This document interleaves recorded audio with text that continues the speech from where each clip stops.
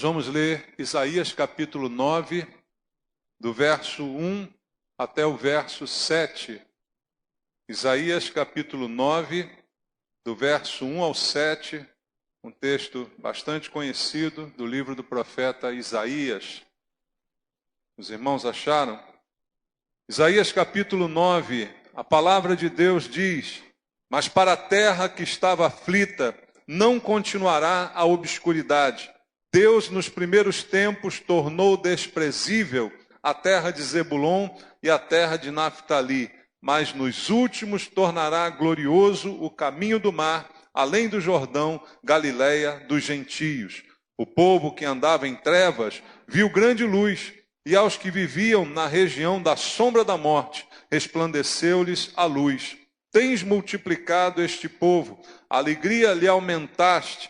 Alegram-se eles diante de ti como se alegram na ceifa e como exultam quando repartem os despojos.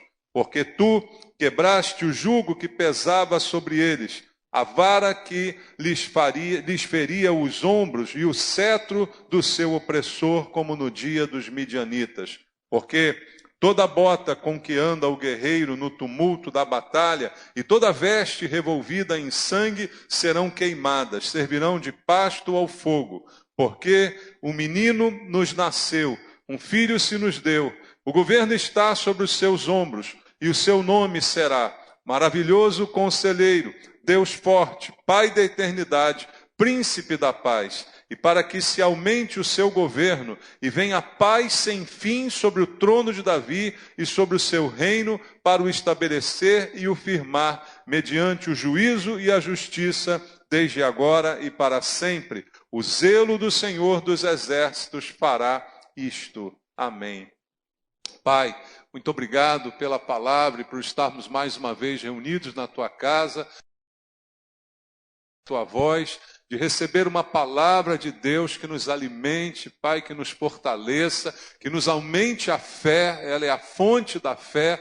Por isso, Deus, queremos ouvir a tua voz. Não estamos aqui para ouvir homens com histórias e doutrinas de homens, mas a palavra poderosa que procede de Deus, que ela nos seja ministrada, que ela nos alimente essa noite. Para isso, Pai, eu peço a tua bênção, a tua graça, a tua misericórdia sobre mim, a unção do teu Espírito para que eu seja útil ao Senhor e a tua palavra seja ministrada com poder de quebrar barreiras, tocar nos corações, transformar as vidas, Pai, que assim isto aconteça esta noite para a glória do teu nome. Nós oramos por isso em nome de Jesus. Amém. Graças a Deus. Podem sentar, irmãos. Queridos, aqui está uma profecia das mais conhecidas do profeta Isaías, falando a respeito do Messias.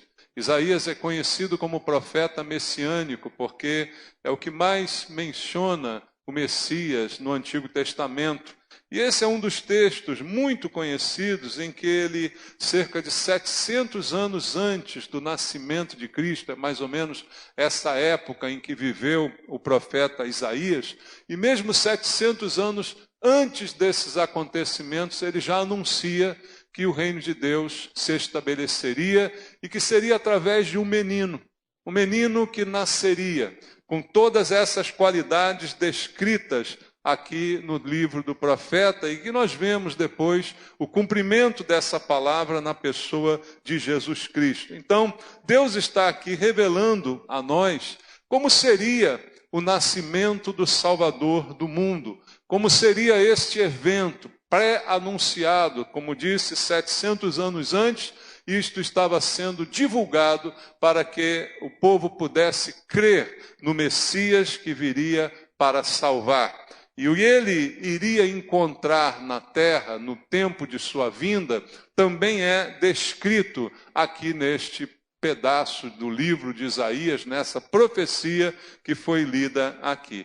E o texto então nos conta que o Messias, o Senhor Jesus, ao nascer, na época, na plenitude dos tempos, como diz a Bíblia, ia encontrar um mundo caótico, como é descrito aqui pelo profeta. Veja, no versículo 1 e no versículo 2 do texto que lemos, a palavra diz: mas para a terra que estava, como ela estava?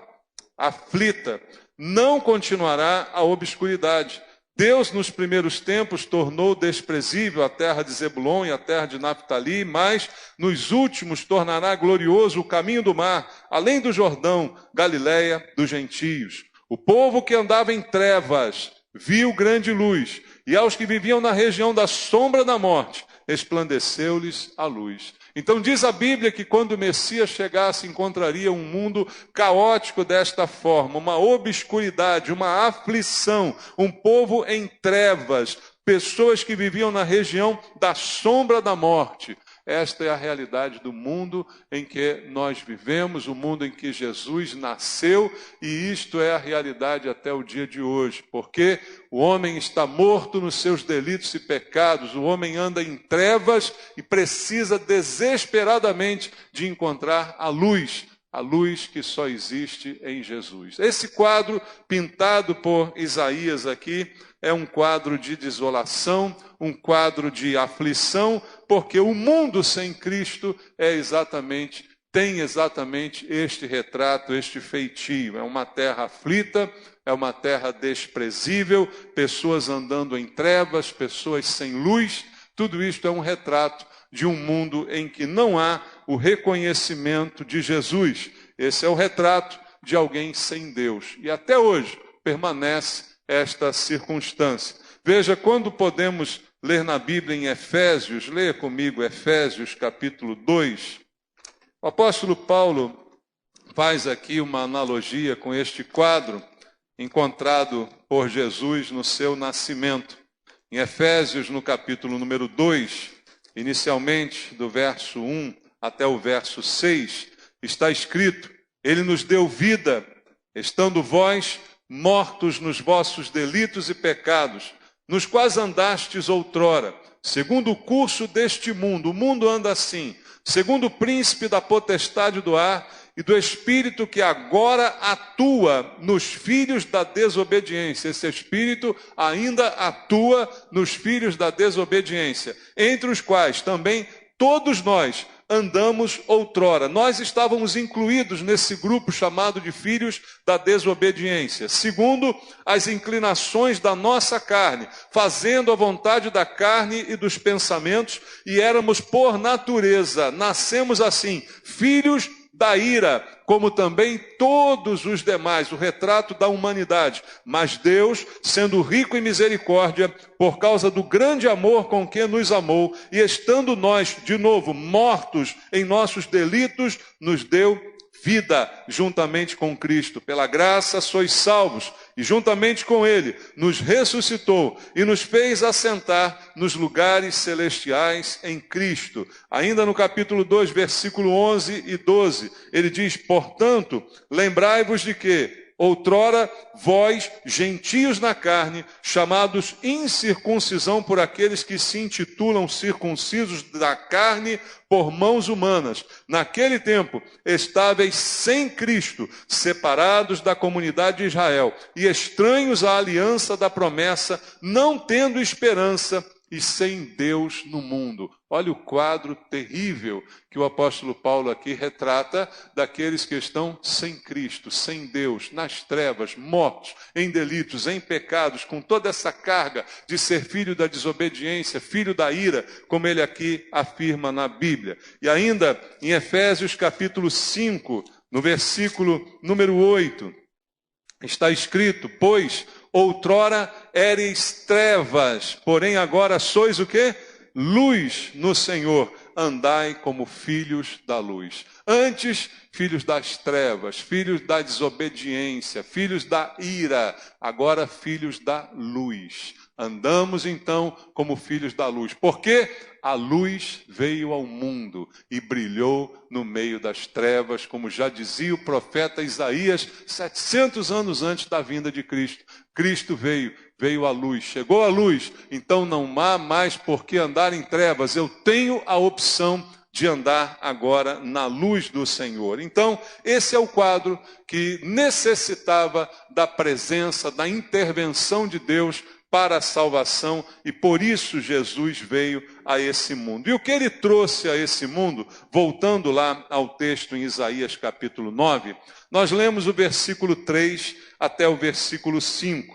Ele diz: tens multiplicado este povo, alegria lhe aumentaste, alegram-se eles diante de ti como se alegram na ceifa e como exultam quando repartem os despojos. Porque tu quebraste o jugo que pesava sobre eles, a vara que lhes feria os ombros e o cetro do seu opressor, como no dia dos midianitas. Porque toda bota com que anda o guerreiro no tumulto da batalha e toda veste revolvida em sangue serão queimadas, servirão de pasto ao fogo. O que Jesus trouxe para aquele que a ele se rendeu e a ele se submeteu? Segundo o texto de Isaías, ele diz que ele trouxe uma mudança completa de vida, de perspectiva, de realidade. Tudo foi mudado em Cristo, uma grande mudança. Em primeiro lugar, no versículo 3, uma alegria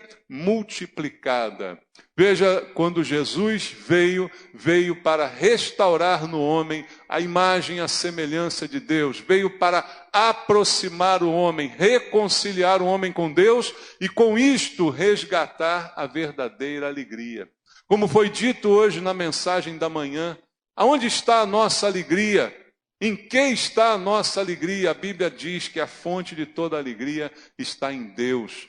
Deus é a nossa alegria. A alegria do Senhor é a nossa força. Foi o versículo que nós lemos. Jesus veio restaurar a alegria e isto é anunciado pelo profeta Isaías nesse texto. Uma alegria diferente, multiplicada, uma alegria exemplificada aqui de diversas formas no versículo 3. E no versículo 4, ele diz que há uma atitude de quebra de jugo, jugo que pesava, vara que feria, opressão que estava sobre nós. Então há uma destruição do opressor, quebrando os seus males sobre a vida daquele que se entrega a Jesus. Jesus não veio apenas salvar, apenas perdoar os seus pecados e levar você para o céu. Mas enquanto você está aqui, ele veio também para quebrar o jugo sobre a sua vida, o peso sobre a sua vida, a opressão que existe. Então Jesus é a libertação. Como diz a Bíblia, se o Filho te libertar, verdadeiramente você será livre. Então Jesus é também o autor da libertação. Além da salvação, ele é aquele que nos liberta do jugo, da opressão do pecado, do jugo do inimigo, de qualquer opressão que esteja sobre a nossa vida. Nós somos libertos, os males sobre nós são quebrados, as maldições, como falei aqui alguns domingos atrás, são quebradas na cruz do Calvário, porque ele veio exatamente para isto. Quebrar o jugo do opressor. Então, sem Cristo, eu estou sujeito à maldição, eu estou sujeito a toda sorte de problemas, a toda sorte de deficiências, mas em Cristo o jugo é quebrado. E ele diz, como ele mesmo prometeu lá em Mateus 11, 28, vinde a mim, todos os que estáis cansados e sobrecarregados, e eu vos aliviarei. Tomai sobre vós o meu jugo e aprendei de mim, porque sou manso e humilde de coração, e achareis descanso para as vossas almas. Então ele vai tirar o jugo pesado do inimigo, o jugo do opressor, o jugo daquele que te aprisiona, e vai colocar sobre você o jugo dele. Mas ele diz, o meu jugo é suave, o meu fardo é leve. Então há uma diferença enorme em estar com Cristo, em estar debaixo dessa bênção e dessa soberania. E no versículo 5 ele diz também que essa mudança completa inclui o fato dele derrotar o inimigo. Toda bota com que anda o guerreiro no tumulto da batalha, toda veste revolvida em sangue, serão queimadas, servirão de pasto ao fogo. Então, um símbolo da derrota do guerreiro inimigo que tem lutado contra nós. O inimigo das nossas almas, quem ele é? Você conhece, você sabe o seu nome. Ele é incansável contra nós. A Bíblia diz, ele nos acusa dia e noite. Mas a Bíblia diz também que Jesus veio para destruir as obras do diabo. Você crê nisso? Então, em Cristo, nesse menino que nasceu, todas as obras malignas, todas as maldições caem por terra. Tudo aquilo que estava pesando sobre a nossa vida é desfeito, todas as amarras, todas as prisões são quebradas e nós então vivemos a liberdade. Por isso, Cristo liberta. E aquele quem ele liberta é verdadeiramente livre, irmãos. Isso está escrito no livro do profeta Isaías. E de que forma Deus realiza essas coisas? No versículo 6 do texto de Isaías, então, para a surpresa de muitos, ele diz por quê. Ele começa a frase com o porquê, dizendo, ora, tudo isso que eu falei tem um motivo, tem uma razão.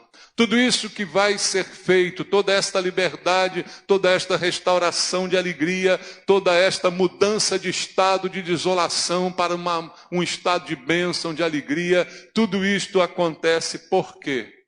E o porquê, diz ele, um menino nos nasceu, um filho se nos deu.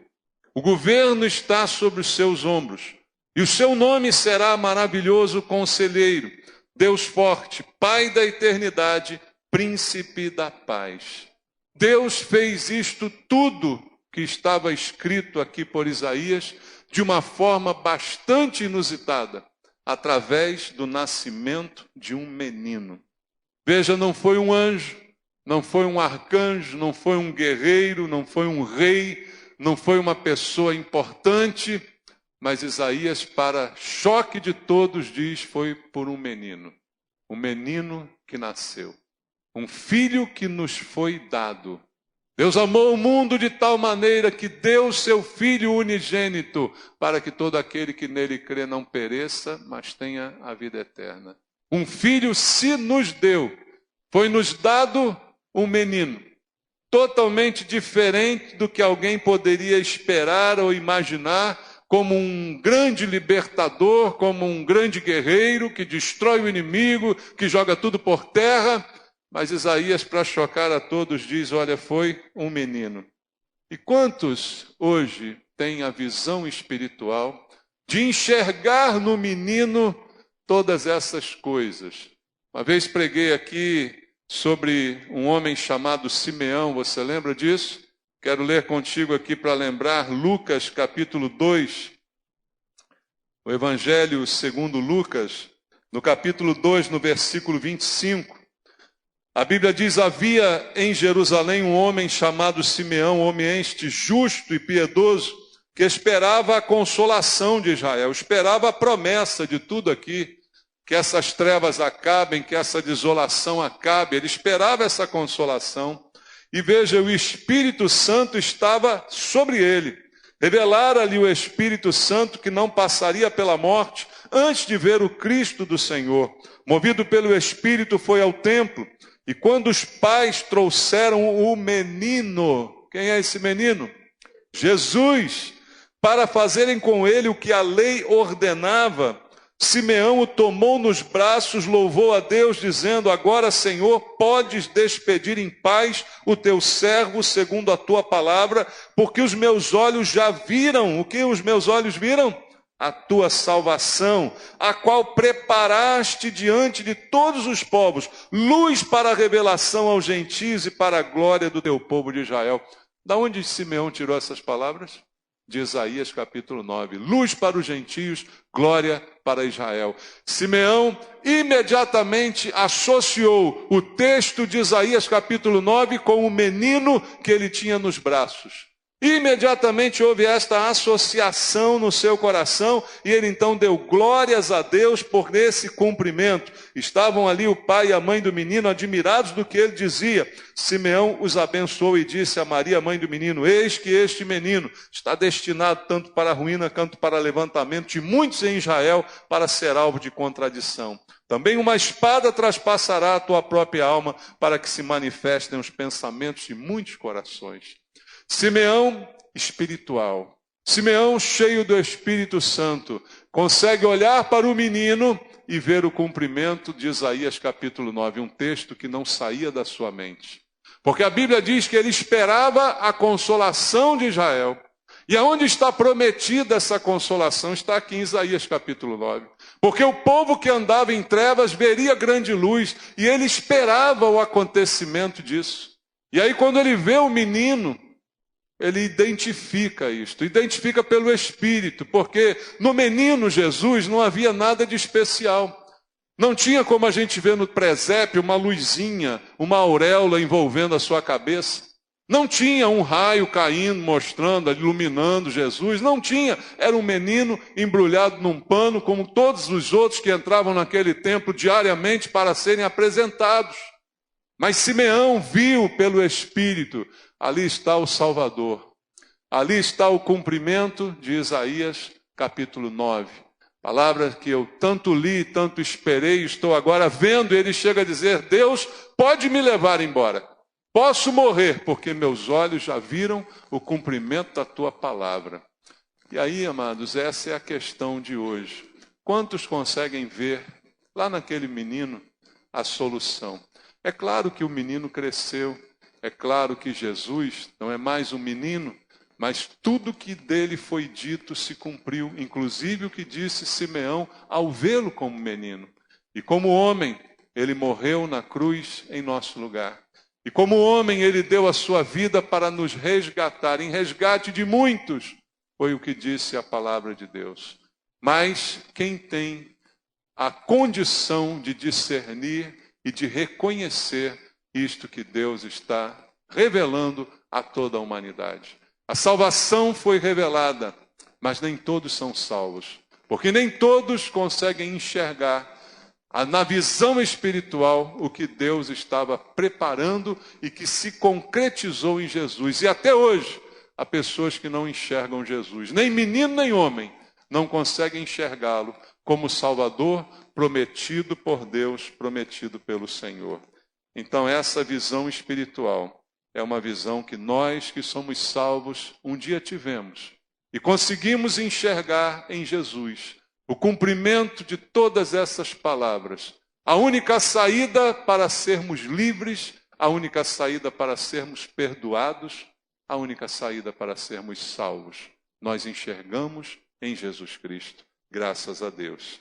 Voltando ao texto em Isaías, no capítulo 9, no último versículo, no versículo 7, a Bíblia diz qual o resultado desse trabalho do menino, da promessa, do cumprimento de tudo aquilo que Deus havia preparado e anunciado através de Isaías. No verso 7 está escrito: para que se aumente o seu governo e venha o quê?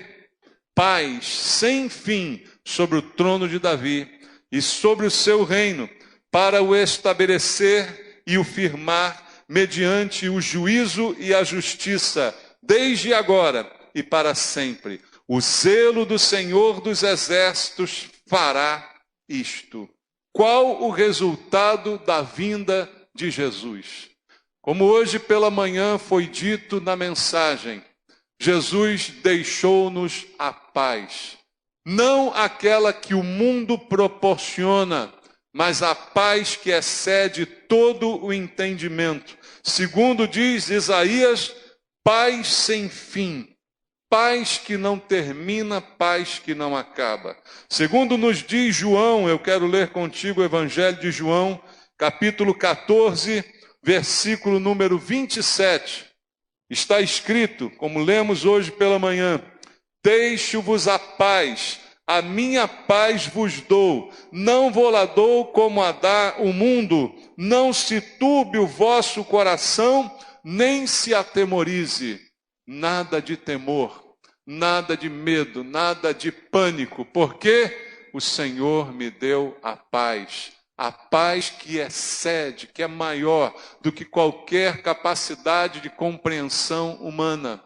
Como disse Isaías, estabeleceu Deus paz sem fim, paz que não termina sobre o trono de Davi. Paz sem fim foi proporcionada pela pessoa de Jesus. E não é a paz que o mundo pode nos dar. A paz momentânea, passageira, que a gente pode encontrar no mundo, depois cobra o seu preço e é substituída pela angústia e pelo medo. Mas a paz que Cristo dá não tem fim, não tem limite, e ela tira todo medo, tira todo o pânico, todo o terror, porque não há mais motivos para temer, porque em Cristo temos a paz que nós precisamos. Amados, essa é a palavra do Senhor a respeito de Jesus. É o que Ele veio fazer, salvar, libertar e te dar a paz. Você o conhece? Você o recebeu? Você se rendeu a Ele? Você fez com que essa palavra se cumprisse na sua vida? Você foi um destes que andava em trevas, que andava morto em delitos e pecados, mas o reconheceu e foi por Ele salvo, resgatado, completamente transformado. Tudo isto aconteceu na sua vida. Você se tornou filho de Deus por adoção em amor. Tudo isto aconteceu.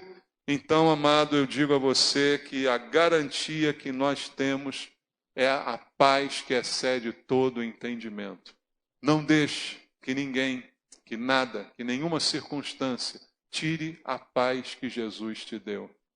Diz o texto bíblico no versículo 6, Ele é o príncipe da paz. O que diz mais a palavra?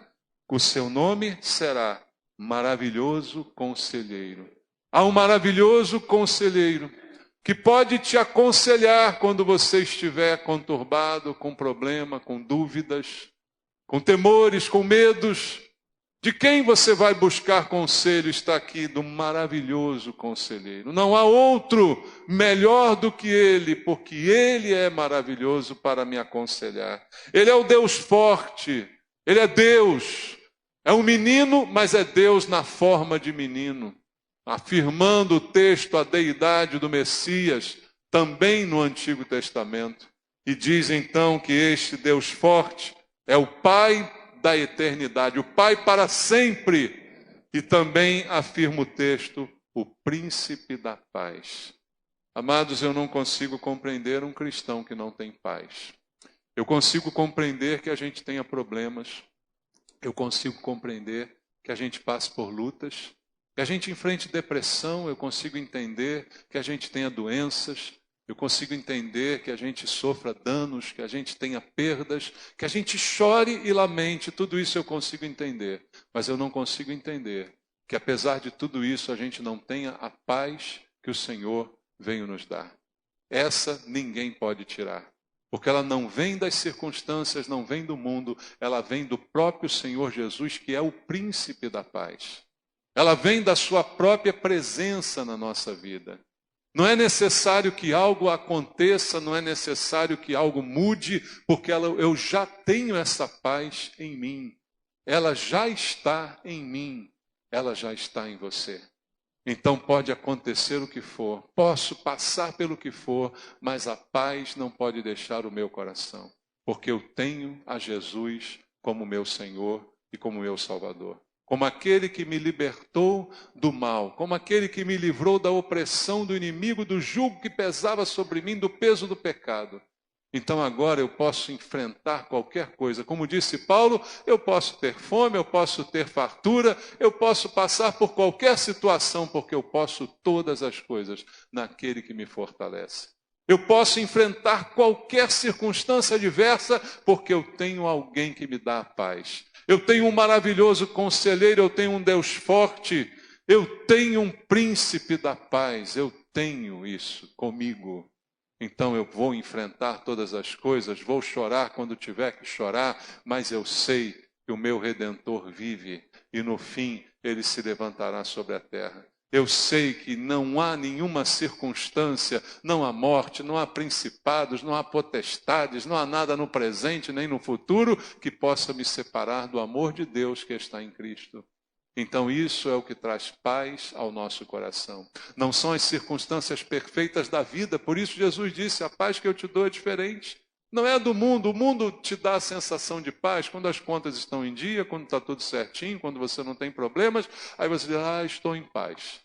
Não, a paz de Cristo excede, muito superior a tudo isso, porque não está relacionada às circunstâncias, ela está acima das circunstâncias. Então, meu amado, eu quero e eu desejo que você viva a paz que Jesus te deu.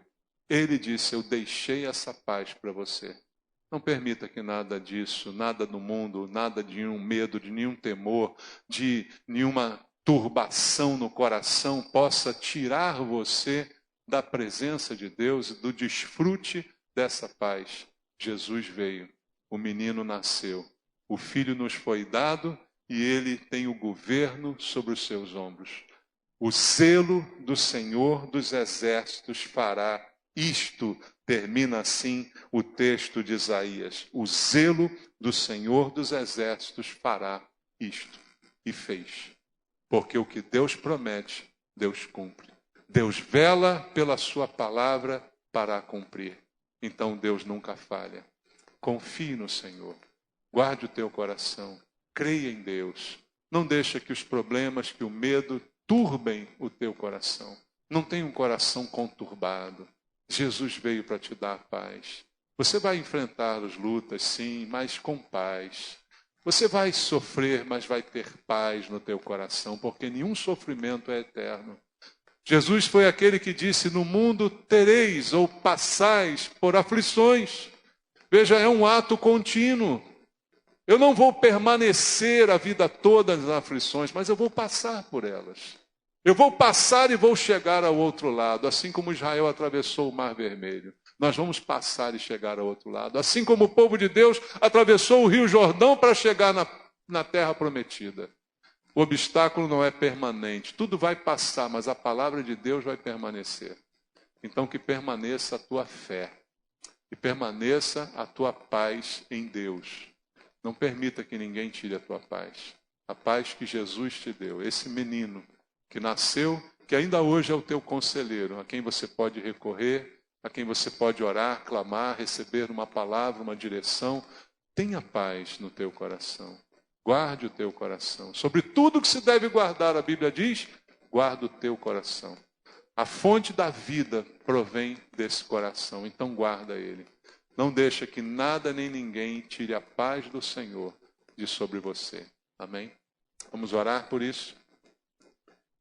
Vamos orar, falar com Deus e colocar diante dele a nossa vida, a nossa fé, a nossa paz, a nossa esperança, depositar tudo aos pés do Senhor Jesus. Eu creio no menino que nasceu, no filho que nos foi dado. Eu creio no maravilhoso conselheiro, Deus forte, Pai da eternidade, príncipe da paz. Aquele que me dá paz em meio às guerras, em meio às lutas. Eu creio. Pai, eu te peço que o teu povo nesse lugar creia também. E descanse no Senhor, e espere no Senhor. E reconheça quantos benefícios já recebemos de ti. O jugo foi quebrado sobre a nossa vida. Estávamos como escravos do pecado, mas agora somos livres em Cristo. Experimentamos do Senhor liberdade. Amarras foram quebradas, correntes caíram. Somos livres. O Senhor nos livrou do pecado, da culpa. O Senhor nos livra do juízo. Pai Santo, que isso traga paz ao coração dos meus irmãos. Eu peço a Ti, meu Deus, essa noite, que a Tua paz nos seja ministrada intimamente. E toda luta, toda guerra, todo problema, tribulação, aflição pela qual passamos nesse mundo, sejam vencidas com bom ânimo, sejam vencidas com alegria renovada. O Senhor veio restaurar a alegria, como está escrito em Isaías 9. Restaura a alegria do teu povo, Senhor. Restaura a fé, a esperança. Dá uma postura nova aos crentes nesse lugar, para que a gente enfrente a vida com esperança, com paz, com fé. Tua palavra diz, meu justo viverá pela fé. Levanta justos nesse lugar, meu Pai, que vivem pela fé. Não vivem com medo, não vivem acovardados, não vivem escondidos, amedrontados, mas que confiam em Deus e que sabem que em Deus, em Cristo, são mais do que vencedores. Levanta um povo assim aqui, meu Pai, e dá paz ao meu irmão. A meu irmão, a minha irmã, que hoje, essa noite, está entristecido talvez, está com lutas, está em luto, dá paz, meu Deus, dá paz, paz que excede, paz que supera qualquer capacidade da gente entender, mas que só é encontrada na pessoa de Jesus, o príncipe da paz. Que assim o Senhor ministre sobre cada um aqui. Eu te peço em nome de Jesus. Amém.